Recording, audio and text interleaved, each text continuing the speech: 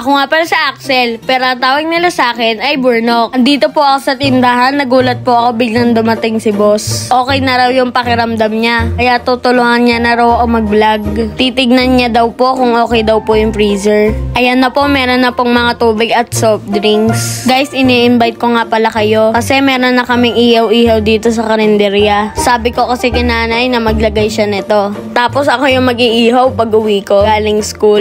Guys, bili po kayo ng ihaw-ihaw namin ha. Pwede nyo po ang i-chat kung gusto nyo pong bumili. Para po pagdating nyo, luto na. Lalo po pag Sabado-Linggo. Maghapon po ako magbabantay dito. Sabi ko rin po kasi kay nanay na yung mapapagbentahan nito, doon na lang po ako kukuha ng pambaon ko. Para hindi niya na yung iisipin araw-araw. Gusto ko rin po kasi yung ganito. Yung bata pa lang ako, alam ko na po yung halaga ng pera. Ang turo po kasi sa akin ni boss, na masarap daw po sa pakiramdam na yung mga ginugusto mong bilhin sa buhay ay galing sa hirap at pagod mo araw-araw. Guys, ito nga pala yung isaw namin. Hindi tinibid pero tinamad.